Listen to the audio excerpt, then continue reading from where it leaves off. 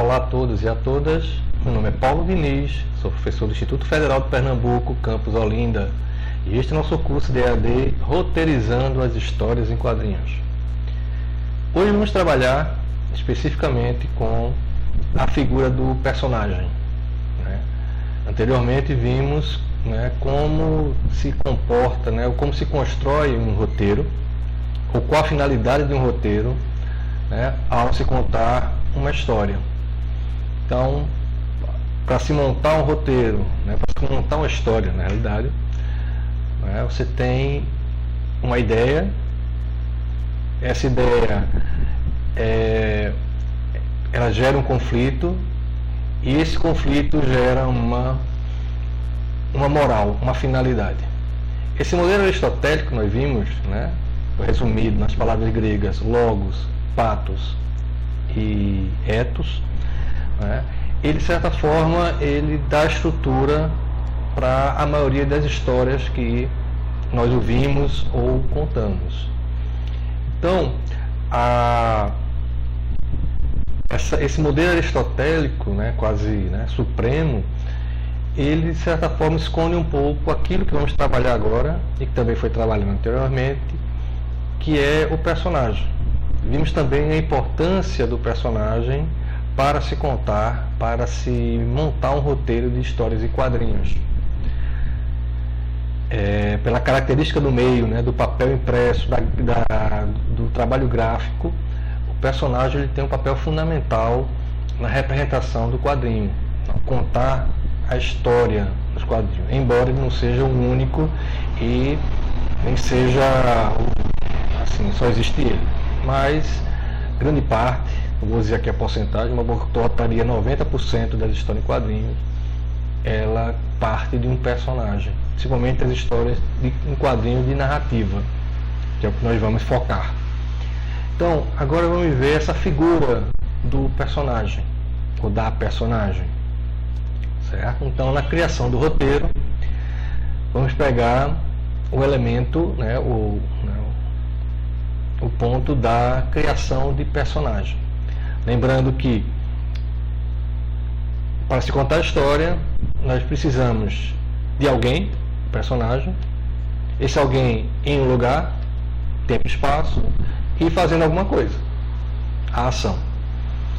Então, vamos estudar essas três partes, mas inicialmente vamos trabalhar com o personagem, a figura que conta a história, que sofre ação, que gera o conflito, que faz com que a história gire, que faz com que a história se torne algo agradável, no sentido de algo que passe uma ideia, passe uma moral, como diria Aristóteles, passe um ethos. Então, o personagem, ele é a figura central do conflito. O personagem ou a personagem é ele que gera o movimento da história. Daí, todo personagem, você tem o protagonista e o antagonista. Da palavra grega agon, prota-agon, a primeira ação, aquele que faz a ação, o protagonista. E o antagonista, aquele que faz uma ação contrária. Veja, nem sempre o antagonista ele é o vilão, que a gente vai ver aqui. Ou seja, cada personagem, os personagens eles têm determinadas características. Cada personagem ele tem um papel a desenvolver dentro da história. Ele tem uma função, que iremos ver daqui a pouco, em outro modelo de prop. Ele tem uma função na história, ele tem uma função naquele espaço. Então, o protagonista, ele nem é bom nem é mau. É ele que gera a ação. É ele que faz com que a história se mova. Normalmente o protagonista está associado ao ator principal, ao personagem principal, a figura central da história. E na realidade ele tem essa função, pelo próprio nome dele, o protagonista, aquele que inicia a ação. O a ação primordial é feita pelo protagonista. E se ele faz uma ação, essa ação vai ser repetida. E aí vem o antagonista, que é aquele que faz uma ação contrária. E normalmente o antagonista nem sempre é o bom. Nem sempre é o mal. Do mesmo jeito que o protagonista nem sempre é o bonzinho. Não existe essa nomenclatura, o bem e o mal. Certo? Isso aí foi desenvolvido pela própria indústria, também cinematográfica, né? Essa figura do mocinho e do bandido. Certo? Existem histórias que o protagonista são, vamos dizer assim, usar esse termo, o mal. Certo? São pessoas que, para nossa moral, para determinada moral, seria o mal. E o antagonista, o bom. Então, o que vai determinar isso não é necessariamente a função moral do personagem, mas como a ação é desenvolvida, quem pratica e quem sofre. Então, o protagonista e o antagonista são fundamentais para a história, porque são eles que vão começar com que a história se desenrole. E aí entra, né, um determinado personagem como protagonista, que a gente vai focar nele também. Veja que a gente está afunilando, né, o nosso roteiro, né, como se construir um roteiro, que é a figura do herói ou da heroína. Então o herói ele é um tipo de protagonista, né? Do mesmo jeito que o vilão é outro tipo de antagonista. Aí entraria sim a questão moral. O vilão, embora a origem da palavra vilão não tem nada a ver com maldade, né? Vem de vila. Na Idade Média, né, dizia-se que os maus estavam na vila, na cidade. Aí ficou a palavra vilão, vilania, vil metal, né? Mas enfim. Então o herói, ele é um tipo de personagem. Existe outro, nós vamos ver que existem vários outros, né? O sábio, a mocinha no sentido do prêmio. Então há vários personagens. No caso, vamos se centrar no herói. O que caracteriza o herói é ele passa por provas. O que caracteriza a figura do herói é que para ele atingir um determinado processo, ou para ele completar um processo, ele tem que passar por provas. Então, o protagonismo do herói vem justamente em sair para a jornada, sair para fazer essas provas, né? Então, o que caracteriza o herói é a busca por uma evolução. Então, o herói não é forte, ele não é melhor, ele é uma figura que ele sai para uma busca. Então o herói, a característica principal dele é aquela figura, aquele protagonista, aquele personagem que a ação começa por ele, por uma busca, por um processo. E aí entra o que seria o seu anteposto, né? O seu antagonista, que seria o vilão. O vilão não é uma prova do herói. O vilão é aquele que coloca o herói em xeque. É aquele que questiona a figura do herói. Então, o herói é aquele que busca por uma jornada, busca por um autoconhecimento, ele busca por um crescimento pessoal. E o vilão é aquele que questiona essa posição do herói. Novamente, pode ser o bem e o mal, sim, mas não necessariamente não. Tem os heróis, e aí vou dar um exemplo recentíssimo, né? O filme Coringa, que o Coringa, né, sempre for me ver a construção do personagem dentro da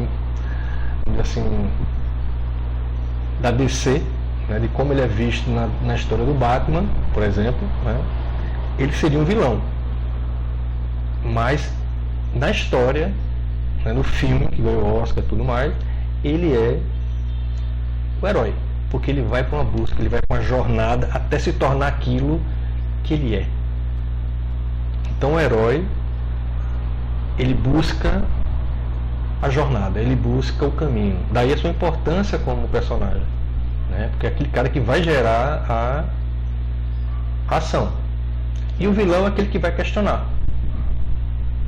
Não necessariamente as provas, mas ele vai sempre colocar o herói a se questionar se ele realmente precisa daquilo, se ele é realmente aquele herói, né? Eu acho interessante, tem um personagem chamado Dick Vigarista, da Corrida Maluca, se não me engano, Corrida Maluca, que o prazer dele não era ganhar a corrida, o prazer dele era fazer com que os outros carros quebrassem. Ou seja, o papel do Dick Vigarista não era ganhar, mas colocar em xeque os outros competidores. Isso para mim é a maior definição de vilão, né? Ele tinha o melhor carro, depois procurei lá na referência, né, desenho animado. Ele tinha o melhor carro, o carro dele era um foguete, ele sempre estava na linha de chegada antes que todo mundo, mas para ele não queria ganhar a corrida, para ele o prazer era quebrar o carro dos outros, criar provas para os outros. Então veja que esses exemplos mostram que o herói, o vilão, né, eles têm um papel na história, ele tem uma fundamentação, ele tem uma função dentro do que vai ser contado. Então o herói é aquele que busca e o vilão é aquele que questiona essa busca do herói. Outro par, né, que também o pessoal confunde muito, que é o herói ou heroína e o anti-herói ou a anti-heroína. O anti-herói é justamente aquele que nega essa busca. Então o anti-herói não é que ele ridiculariza o herói, ele é o vilão. O anti-herói nunca é o vilão. Entende? O vilão ele tem um papel na história. O anti-herói é aquele que se questiona como herói. Você não precisa de um vilão para dizer que eu não faço isso. Eu mesmo faço isso. Então o anti-herói é aquele que não quer a busca e não quer de forma nenhuma se achar como tal. Então o anti-herói, o Coringa não é um anti-herói. Porque ele não está buscando. Para mim, às vezes, em alguns momentos, já que ele está falando de Coringa, para mim o Batman às vezes é o anti-herói. Porque ele se questiona como se aquilo que ele está fazendo é legal, se aquilo que ele está fazendo é algo que faz parte de uma busca do heroísmo. Então vejam que essa figura do herói, ela tem uma importância muito grande nas narrativas, né, nos mitos contemporâneos, né, das narrativas gráficas.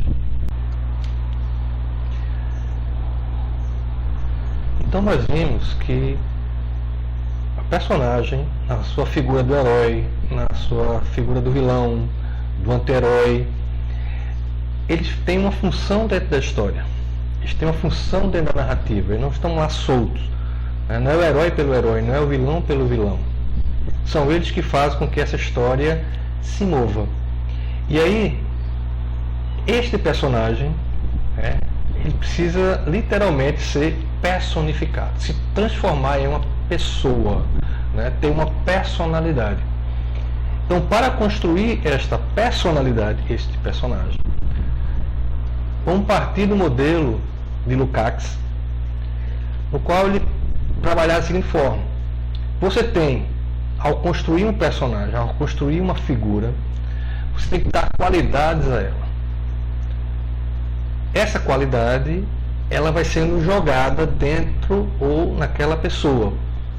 Você não sabe como é que ela é, você vai construindo. E aí cria o que nós chamamos de estereótipo. O que é o estereótipo? É você imaginar uma pessoa por suas características que você acha que ela tem. Sendo bem grosseiro, assim, o brasileiro é aquele cara do samba, do futebol, né? O alemão é aquele cara pontual, né? Que não faz tudo meticuloso. Nem todo alemão né? Nenhum alemão é como a gente imagina que ele seja, nenhum brasileiro é como a gente também imagina que ele seja. Mas nós criamos um personagem, nós criamos um estereótipo através de um pré-conceito, ou seja, de conceitos anteriores que nós achamos que sejam verdades, e nós construímos um personagem. Então o estereótipo ele tenta abarcar uma universalidade. O estereótipo ele tenta ser algo que todos sejam. Então, o brasileiro, o alemão. Então, ele tenta achar nas características que sejam gerais, que se acha que sejam gerais, a figura de determinado povo, principalmente, né? Vamos usar esse termo aqui, de determinado povo, de determinada região, de determinada característica de uma comunidade. Só que quando trabalhamos com a narrativa, o estereótipo, né, ele não funciona. Por que ele não funciona? Porque ele já está pronto. O estereótipo ele já é um preconceito, como nós vimos. Né? O preconceito, você preconcebe aquela pessoa. E aí no modelo de Lukács, ele começa a imaginar, ou ele propõe, ele vê no conto, ele vê nas histórias, no modelo no qual o cara que vai contar a narrativa, ele se baseia em algo que ele conhece. Você nunca escreve nada do que você não conhece. Você sempre se baseia em alguém, em algumas pessoas para construir o personagem. Só que essa busca do escritor, vamos dizer assim, ele parte na busca de certas singularidades. Então, singular é aquilo que existe nas pessoas. Então, quando vai se construir um personagem, esse personagem ele tem singularidades. O que são singularidades? É o que torna aquela pessoa um indivíduo. E o que é que torna aquela pessoa um indivíduo?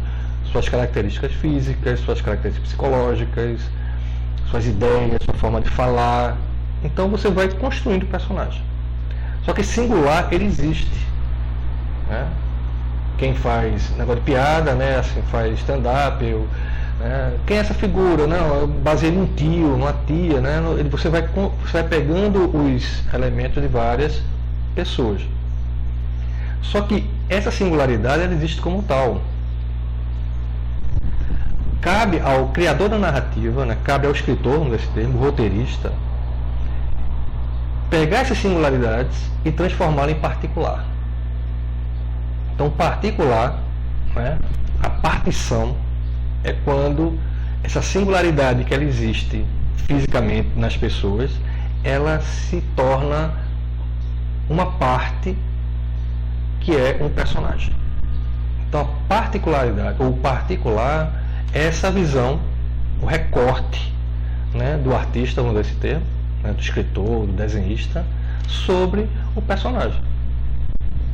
Então particular é quando você junta as características e constrói um personagem novo, quase um Frankenstein, vamos dizer assim. Né? Parte de cada um e você constrói o personagem. Só que, em si, esse personagem, ele está solto. Nós precisamos dar a ele, que nós vimos na lâmina anterior, uma função. Seja herói, seja vilão. E aí, quando ele cria essa função, ele deixa de ser um particular, um personagem, e ele ganha uma dimensão maior. Ele ganha uma universalidade, ou seja, ele se torna universal. Então, o que é se tornar universal? Se torna universal quando, por exemplo, um herói, né? Ele tem características que são compartilhadas não apenas na sua comunidade. Então o super-herói, o super-homem, por exemplo, ele é mais do que um ser alienígena que veio parar na Terra. Ele significa toda uma metáfora sobre a relação do ser humano com a máquina, ou do ser humano com a sua incapacidade de superar determinadas limitações. Então o Super-Homem deixa de ser Clark Kent, deixa de ser aquele objeto, aquele personagem, e ele ganha uma dimensão maior, que é essa relação do ser humano com a máquina e a relação do ser humano com a natureza, por exemplo. Então, o universal, ele passa a ser um conceito, passa a ser uma metáfora. Então ele volta de novo para o singular, ou para o herói. Esse singular, esse herói, é uma função. Então, na construção do personagem, o que é que nós temos? Vamos buscar elementos de singularidades que nós conhecemos, existe. Um tique, um cabelo, uma forma. Construímos o personagem, que é essa visão do autor. Ele se torna um particular, uma parte das várias pessoas, vamos usar esse termo. Só que quando ele ganha uma função na história, ele se torna algo universal. Então o universal, ele é diferente do estereótipo. O estereótipo, você parte de um preconceito para construir um determinado personagem. Você preconcebe o personagem. No universal, você parte de qualidades para ao final esse personagem ele ser mais do que uma pessoa que exista ou não, porque ela tem uma função. Lembra aquele cara que está sentado vendo televisão? A história só funciona se aquele personagem ele começa a ganhar uma função dentro da história, senão vai ficar vendo televisão pro resto da história que está lá, certo? Então vejam que temos o personagem, o herói. Esse personagem ele é construído através de particularidades ou de singularidades, que nós damos uma particularidade a ele, mas quando ele ganha uma função na história, ele salta a sua dimensão de particular e se torna uma metáfora de algo maior dentro da história. Então, como é essa metáfora, desse personagem que cria a história, do herói. Então passamos agora para o modelo de Joseph Campbell, o monomito ou a jornada do herói. O monomito é uma estrutura que é utilizada em várias histórias, principalmente no cinema. Joseph Campbell foi tutor, ele foi professor da Universidade de Los Angeles, na Califórnia, perto de Hollywood. George Lucas foi aluno dele e ele, se não me engano, foi consultor de George Lucas na trilogia de Guerra nas Estrelas. E também esse modelo vai ser copiado para Indiana Jones. Então, o que é o monomito? O que é essa jornada do herói? É aquela busca do ser humano por algo que vai lhe trazer o crescimento. Na realidade, é você deixar uma infância de inocência e chegar à idade adulta com conhecimento. Então, várias histórias, se for pesquisar sobre o monomito, várias histórias seguem esse mesmo princípio. E esse monomito ele tem, para variar, 3 partes, que definem as ações ou os atos dentro da história. O primeiro é a partida. É aquele momento em que esse personagem, o herói, o protagonista, ele aspira no início da sua jornada. Então, aquele cara que está vendo televisão, ele vai sentir uma necessidade de sair para a vida. Seja um chamado, sempre tem um chamado, sempre tem um problema, um conflito que faz com que ele saia da sua zona de conforto e vai para a busca da jornada. Então, a história começa a se mover a partir daí. Normalmente o cara está na sua fazenda, né, escondido na sua, e aí vem o chamado, vem a busca. Né? O segundo ponto é a iniciação.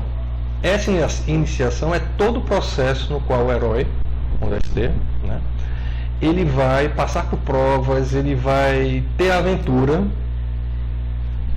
E essa aventura é justamente a sua busca por um crescimento individual, um crescimento, né, para si. Então esse herói, ele tem que passar por provas, ele conhece amigos, tem gente que ajuda, tem sempre um mestre que vai, né, toda iniciação necessita de um tutor, necessita de um mestre, até que ele consegue passar por todas as provas. Normalmente o herói morre e ressuscita como, né, uma nova pessoa. Não uma morte física, mas uma morte simbólica. Né? Deixei de ser um iniciante e agora eu sou o iniciado, e agora eu sou um mestre, eu consigo agora, né, fazer minhas coisas. E aí ele volta, né, para o seu local. Né? Não volta mais como ele era antes. Né? Ele volta com o elixir, né? Ele vai buscar alguma coisa, ele sempre traz algo de novo para mostrar que essa busca que ele foi, né, essa busca que ele fez, foi mais uma busca interior. Então o monomito, essas três fases, né, ela faz com que nós tenhamos uma estrutura narrativa, né, em que praticamente há um chamado, ou seja, a história é colocada em movimento, há uma aventura, uma busca, e há um retorno para o local de origem. Esse gráfico que nós temos aí mostra mais ou menos a circularidade, né, das fases do monomito, que na realidade são divididas em 12, né, são 3 partes, né, são 3 etapas ou atos, e esses atos são divididos cada um em 4 etapas. Logicamente que toda a história, ou a maioria das histórias, não segue esse padrão. Ela, né, sempre tem uma diferença ou outra, mas a estrutura básica é essa. A saída, né, o chamado para a aventura, o momento da negação, né, eu não quero isso para mim, mas aí sempre há um problema que ele tem que superar. Aparece o vilão para questioná-lo, né, aparece o mestre para ensiná-lo. Veja que você tem um herói, mas veja que vai aparecendo as outras personagens que também têm uma função, né? O mestre, o vilão, né? O cara que faz as ferramentas, os amigos. Então vejam que a gente, nas lâminas anteriores, eu falei do herói, mas veja que existem outros personagens além do herói. O que caracteriza o herói não é porque ele é melhor que os outros, não. É que o herói, lembre-se sempre, ele está na busca. Ele quer a aventura. Ele vai para a jornada. Ou seja, ele se lança na história. E aí tem os outros personagens que vão se agregando. Né? O sábio, né? Aquele que detém o elixir. Né? Os monstros, né? As provas também são personagens. Então veja que tudo isso vai montando um conteúdo, né, para o nosso personagem. Ele deixou de ser algo particular, ou seja, feito pelo criador, né, pelo escritor, pelo roteirista. Ele ganhou a universalidade a partir do momento que ele se tornou uma função dentro da história. Certo? Cuidado para não achar essa função algo muito matemático. Certo? Função no sentido de ser um símbolo, uma metáfora. Certo? Como os amigos. Né? Os amigos são mais do que os amigos. São aqueles que vão ajudar, são aqueles que vão, né, puxar o herói quando ele quer desistir da jornada. não vai ser poucos momentos que ele quer desistir da jornada. Né? São aqueles que vão estar junto com ele se ressuscita. Né? Sempre há uma morte, mesmo que simbólica, né? Para dizer, ó, é outra etapa. Né? A recompensa, o objeto, né? Os objetos que aparecem, as ferramentas, os prêmios. Então tudo isso faz com que a história ela ganhe movimento, ela ganhe personagem, ela ganhe uma moral, ou seja, uma finalidade. Para que eu vou fazer isso? Né? Para que eu vou sair? Né? E ao final, esse crescimento pessoal, né? essa busca por algo maior. Então vejam que a partir de agora nós temos um personagem ou uma personagem que não é mais bidimensional, né? Ele tem forma, ele tem profundidade, e essa profundidade ela vai ser representada à busca de cenários, né? Ou antes disso, busca de ações. Como cada personagem funciona, como cada personagem age dentro da história. Então isso é assunto para a nossa próxima lâmina, certo? Que vai ser o modelo de Propp. Né? Só dando uma recapitulada, nós vimos o modelo aristotélico, né? O pathos, o logos, o pathos e o ethos, a ideia, o conflito e a moral. Vimos o modelo de George Lukács, né? O singular, o particular e o universal, ou seja, o particular é essa visão do artista e o universal a funcionalidade desse personagem dentro da história. E o modelo de Campbell, né? Que é esse modelo da busca do herói, né? Desse personagem que vai em busca de algo. E nessa busca vai surgindo outros personagens que vão compor, vamos dizer assim, a aventura, a história. O próximo modelo que vamos ver é essas funções, né? Como os personagens se relacionam, que é o modelo de Vladimir Propp. Até lá!